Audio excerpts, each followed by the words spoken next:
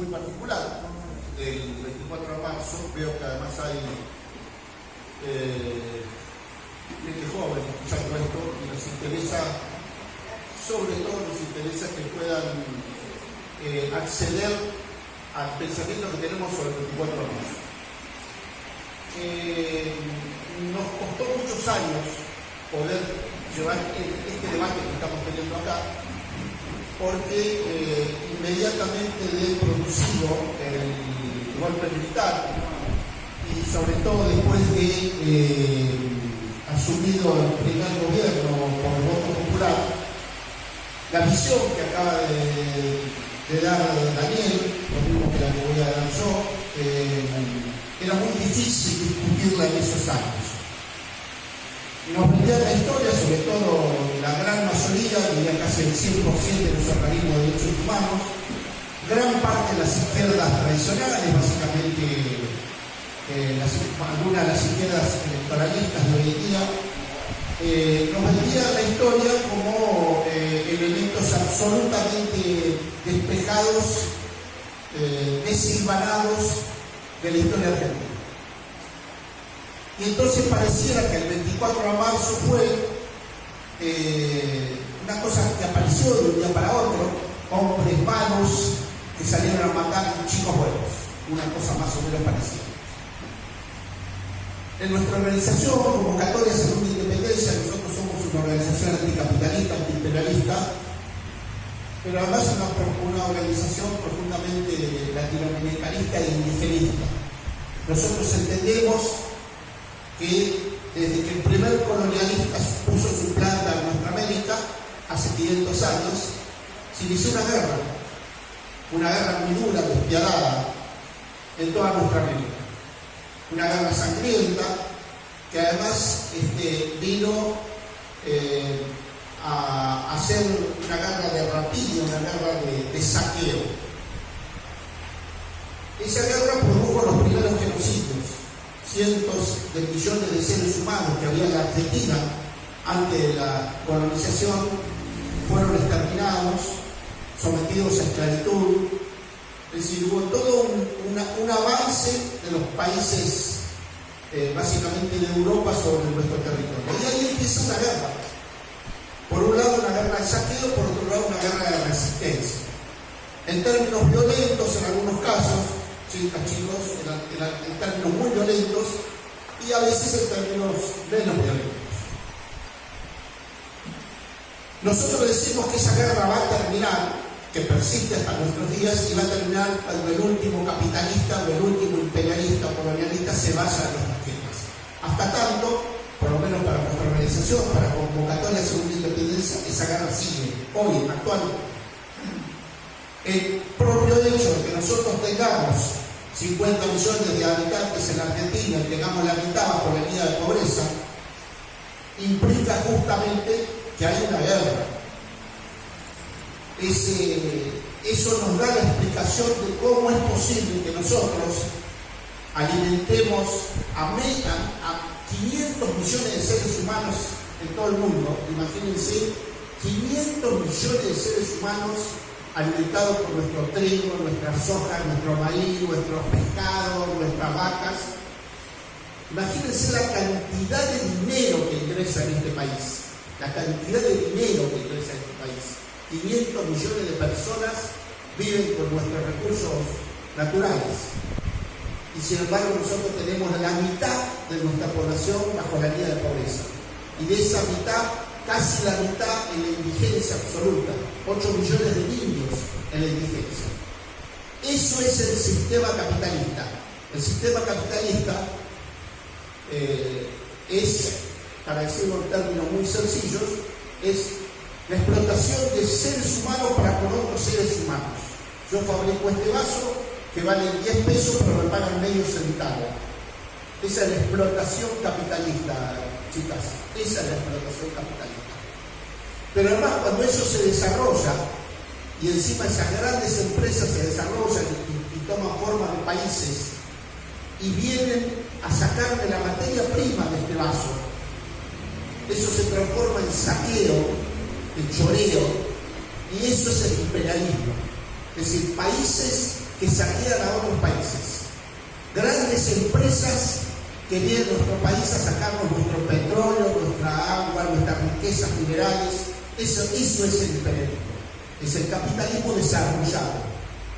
¿Qué tiene que ver esto con el 24 de marzo? Preguntarán, ¿qué tiene que ver? ¿Qué? Si no estamos hablando de economía. Bueno, sí, un poquito sí. Esto tiene que ver con esto que decía al principio. Si no conocemos la historia anterior al 24 de marzo, si no sabemos de dónde venimos, si no por lo menos no concebimos la historia de nuestro país y de nuestro continente, vamos a creer lo que nos han metido en la cabeza durante mucho tiempo, que el 24 de marzo fue un hecho aislado de la historia y que de pronto aparecieron unos hombres muy malos, militares generalmente, que salieron a matar niños muy buenos que repartían leche en la Villa Mercedes. Y entonces los malos eran los victimarios y los buenos eran las víctimas, y todo se reduce a una cuestión de buenos y malos, a una cuestión de moral, no de historia, y menos de lucha de clases y de lucha antiimperialista. Por eso explicamos esto. Y esta es la concepción que tiene Convocatoria de Segunda Independencia. Una concepción de lucha de clases y de lucha antiimperialista en el marco de una concepción mayor latinoamericanista e indigenista. Y entonces nuestra organización reivindica todo el periodo, si nosotros contamos 100 años para atrás, el principio del siglo XX, todo el desarrollo industrial en nuestro país, y los que lucharon antes que nosotros, porque de eso se trata, antes que nuestra propia generación, la de Daniel Ortega, que tenemos que somos setentones, no setentistas, sí, también setentistas, pero además setentones, es peor, porque podemos ser setentistas y por ahí tener 40 años, pero nosotros además de ser setentistas, tenemos más de 70. Entonces, o somos setentistas porque tenemos más de 70. Sí, digamos así. Sí. Entonces, ese periodo, para cortar estos 500 años y sacárnoslo, ese periodo, chicos, ese periodo de los últimos 100 años, implica básicamente luchas de clases y luchas antiimperialistas muy profundas. Y nosotros decimos, nuestra organización dice expresamente, si un compañero nuestro estuviera en 1920, estaría luchando en los talleres de Pacena contra el gobierno del pueblo de Irigoyen, estaría en la Patagonia rebelde. Si estuviera en 1930 o en 1940, estaría con los comunistas, con los socialistas, con los anarquistas. Es decir, estaría donde está la lucha de clases y la lucha antiimperialista, porque eso es la génesis del golpe del 24 de marzo. Si nosotros, por lo menos, lo decimos con humildad, con firmeza, pero con humildad, la lucha de clases y la lucha antiimperialista guía todo nuestro análisis histórico y político. Para Convocatoria de Segunda Independencia, no hay manera de analizar la historia y analizar la política si no es a partir de la lucha de clase y de la lucha antiimperialista. Y esto, chicas, pónganselo en la cabeza, porque no está separado.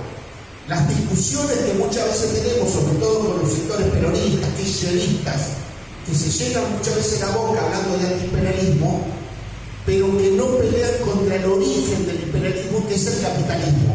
La explotación capitalista no se puede ser antiimperialista si no se es anticapitalista. Eso es un verso que también nos han metido en la cabeza y que también tiene que ver con el 24 de marzo. Entonces, entrada ya el proceso de industrialización y el advenimiento del peronismo, que bien habló Daniel antes, esa lucha de clase, esa lucha antiimperialista también se da en el peronismo, desde el inicio, desde el nacimiento del peronismo. El peronismo nace a la vida política de la Argentina con un concepto de alianza de clases, un concepto utópico, por supuesto, absolutamente utópico, imagínense. Alianza de clases. El explotador y el explotado deberían estar juntos. No hay más utopía. A veces nos dicen nosotros somos los utópicos que planteamos el socialismo. Imagínense este concepto.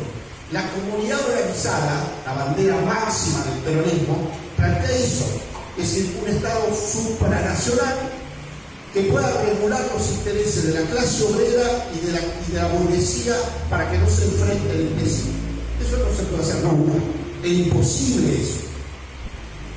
Un Estado supranatural que pudiera evitar la lucha de clases. Es decir, la lucha de clases y la lucha antiimperialista aparece en el seno del peronismo en su nacimiento, en distintos términos, de distintas maneras. Imagínense ustedes, para darles un ejemplo, no sé, el dueño de la Terrabusi, una empresa nacional, burgués, tipo peronista, y el obrero de la Terrabusi también peronista. Es decir, el explotador es peronista y el explotado también es peronista. Es decir, ese concepto no se pudo mantener. Es decir, la lucha de clases se traslada al seno del peronismo. Y esa lucha se desarrolla en términos económicos a veces, pero también en términos políticos. Cuando el peronismo cae, cuando termina la guerra en Europa, cuando los gringos vuelven por sus fueros a nuestra América y básicamente a la Argentina, obviamente ¿con quién se van a aliar? No se van a aliar con la clase obrera, se van a aliar con la burguesía peronista o con la burguesía no peronista, pero con la burguesía en fin. Y entonces el peronismo cae sin pena ni gloria. Es decir, no hay resistencia original al golpe militar. Perón se va y la clase obrera queda, como bien dijo Daniel, en bolas, sin ningún tipo de organización, sin experiencia organizativa.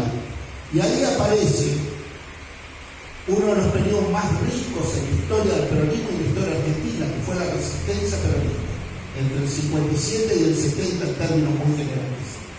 Pero ¿qué tenía de riqueza ese periodo? Tenía, sobre todo, que la lucha de clases y la lucha antiimperialista en la Argentina también se libraba dentro del peronismo. Y sobre todo, chicas, la lucha de clases, métanse dentro de la cabeza y recuérdenlo cuando nosotros ya no estemos más quizás en esta vida. La lucha de clases no se resuelve con cartas de documento ni con comunicados. La lucha de clases siempre es en términos violentos, porque son intereses irreconciliables. Este concepto, esta utopía peronista de la comunidad organizada, que incluso se expresa en la doctrina peronista, en las 20 verdades, para un peronista no hay nada mejor que otro peronista. ¿Qué es eso? O sea, que si el tipo es de derecha, si el tipo es un fascista, para mí no hay nada mejor que ese fascista. ¿Sí? Esas cosas que han metido durante generaciones y generaciones. Para el peronismo la única clase de hombres es la de los que trabajan. Hay una sola clase de hombres, que son los que trabajan. O sea, mi patrón trabaja, el que me explota trabaja. George Bush, qué sé yo, Biden trabaja. El jefe del Citibank trabaja y por lo tanto es una clase de hombres. Es una mentira, una falacia. Eso es una falacia. Pero esas discusiones se empezaron a dar en el seno del peronismo. Y esa lucha de clases se trasladó al seno del peronismo. Es decir, la lucha de clases y la lucha antiimperialista que venía en ascenso, como bien lo explicó Dani, esa lucha también se dio y en términos sangrientos. A partir de los años 60, la lucha de clases en el peronismo se daba también en términos sangrientos, como cualquier lucha de clases en cualquier lugar del mundo. En términos sangrientos, era patria o muerte, era ellos o nosotros. Las generaciones que nos precedieron, a los que hoy tenemos 70, fueron los inicios de eso. Pero nosotros somos una especie de epílogo a ese proceso. Es decir, el desarrollo más grande de una lucha de clases, el nivel más alto de pelea en una lucha de clases, es justamente la producción de la posibilidad de que esa lucha de clases posea una vanguardia. Y a eso se refiere Daniel cuando habla de las organizaciones revolucionarias de los 70. Es la culminación, es el epílogo, es la posibilidad concreta, real, concreta, de construir en la Argentina una sociedad sin explotadores ni explotados. Y esa lucha de clases que se daba dentro y fuera del peronismo tenía que ver con esto. En la disputa en el peronismo, no era una disputa como hoy entre la Cámpora, el movimiento Evita, Cristina Fernández con Alberto Fernández, son pelotudeces. No discuten proyecto político ahí. Pero además no solo discuten porque el capitalismo, los obreros, todos son capitalistas, cada uno de ellos. Uno de una manera, hay que pagar más a fondo, el otro paguemos menos, pero no atacan de ninguna manera las bases del capitalismo. Sin embargo, en los 60 y en los 70, la consigna Perón evita la patria peronista o Perón evita la patria socialista implicaba dos modelos enfrentados, antagónicos entre sí. Modelos que se resolvían a patria o muerte. No había otra forma, porque la patria peronista implicaba el capitalismo, el imperialismo, y la patria socialista implicaba el socialismo, implicaba la posibilidad de acceder a una sociedad sin explotadores ni explotados. Y esa lucha de clases que fue en ascenso y que fue creciendo y que fue imparable para la burguesía y para las clases dominantes de la Argentina, y que en la historia de la Argentina nunca hemos asistido al nivel más alto de desarrollo de esa lucha de clases y lucha antiimperialista, obviamente tenía que ser enfrentada. Y esto tiene que ver con el 24 de marzo y esto tiene que ver con lo que explicábamos antes. ¿Por qué nos trasladamos 500 años antes? Porque tiene que ver con esto. Es decir, no había manera de frenar esa lucha de clases si no era sacando las estructuras estratégicas del imperialismo. Ahí es donde aparecen las agencias extranjeras, la CIA, el Departamento de Estado y las Fuerzas Armadas. El propio peronismo en el gobierno lleva adelante esa lucha de clases en una campaña de exterminio, aún en vida de Perón, lleva adelante esa campaña de exterminio contra los revolucionarios peronistas. Fíjense ustedes que los primeros decretos de aniquilamiento contra nuestras organizaciones las firma el gobierno peronista, el Congreso peronista,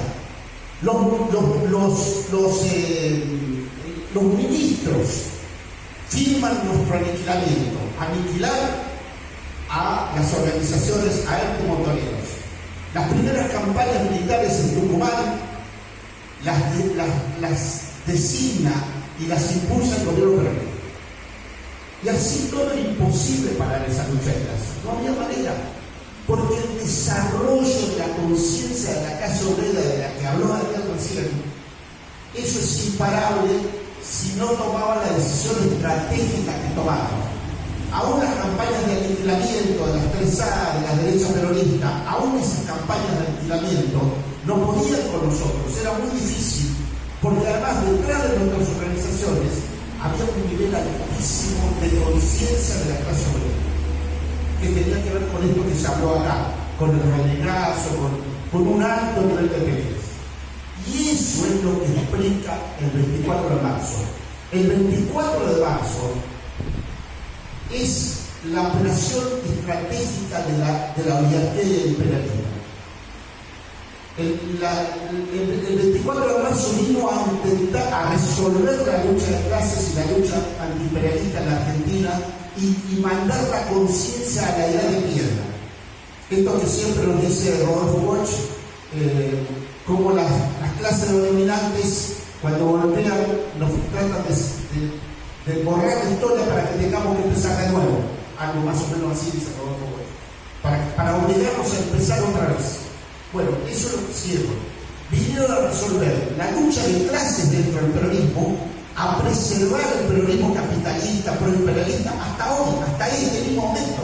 Este es el peronismo que está en el gobierno, este es el peronismo que viene gobernando desde el 76 hasta hoy.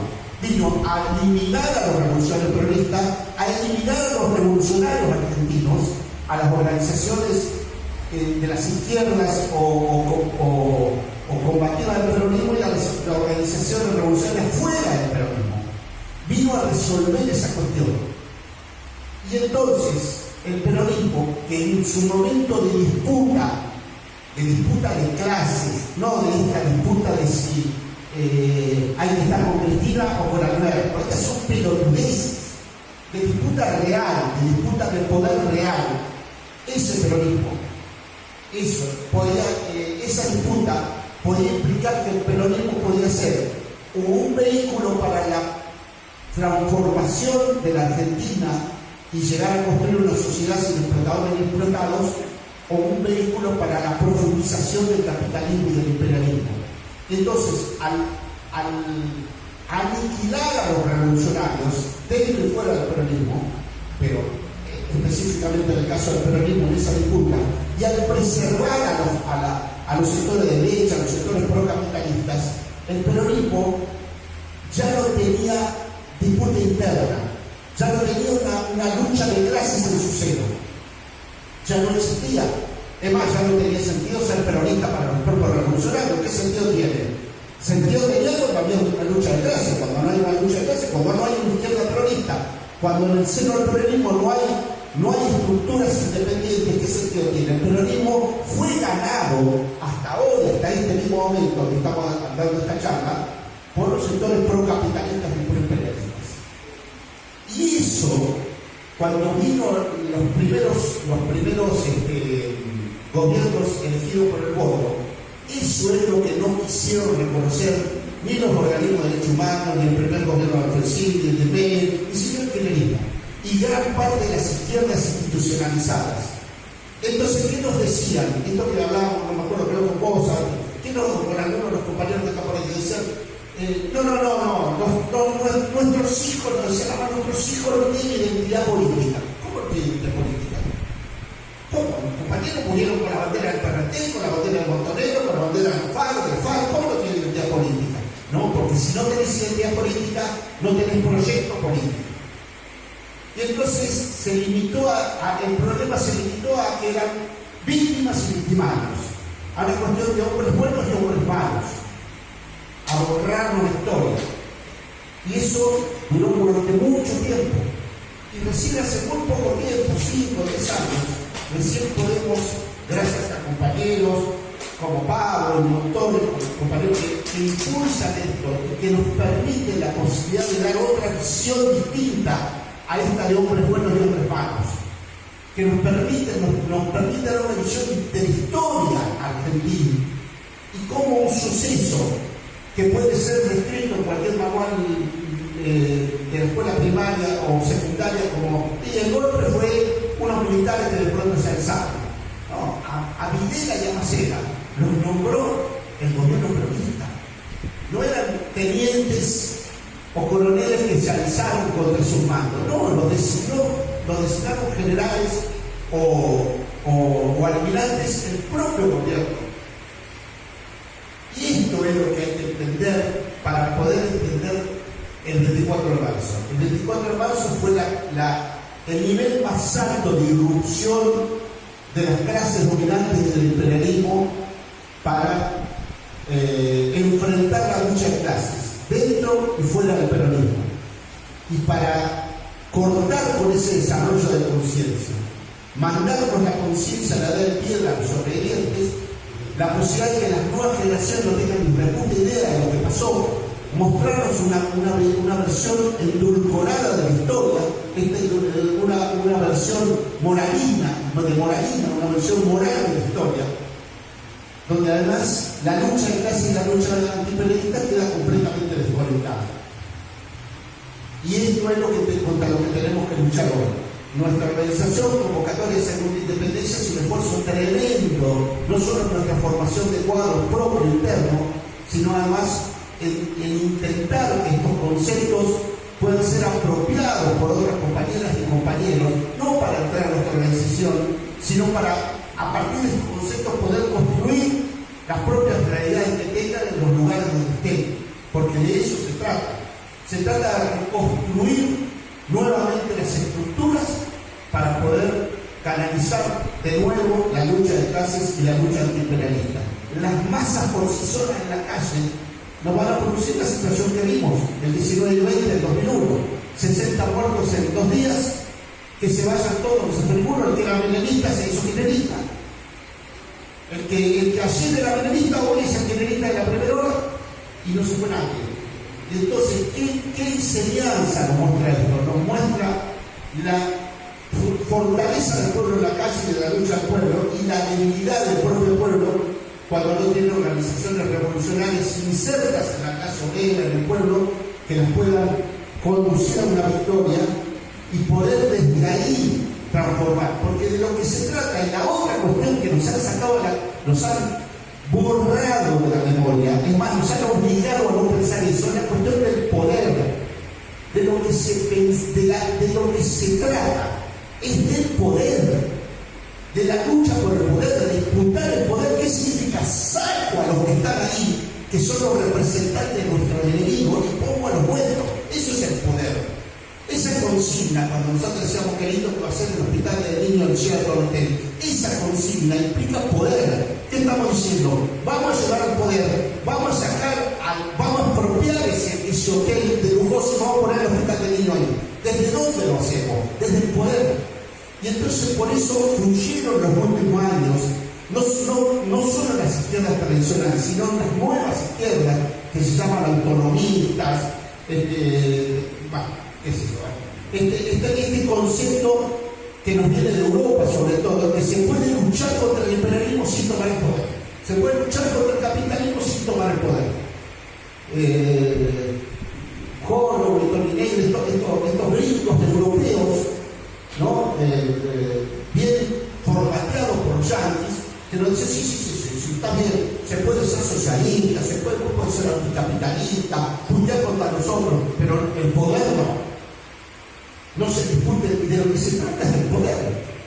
Si no hay cambios, chicas, no hay cambios en ningún lugar del mundo, no solo en Argentina, si no se toma el poder. Y para tomar el poder se requiere, como para todo, de herramientas. Y esas herramientas son la propia organización que uno puede construir y la unidad posible con otras organizaciones a partir de proyectos, a partir de acuerdos concretos que impliquen avanzar en la toma del poder. Para el 24 de marzo de 1976, nosotros nos encontramos en la Argentina en el estadio más alto en la historia de nuestro país, con la posibilidad de tomar el poder y desde ahí construir una sociedad sin explotadores ni explotados. Eso fue lo que enfrentaron nuestros enemigos el 24 de marzo, y eso es lo que hay que reconstruir. Gracias.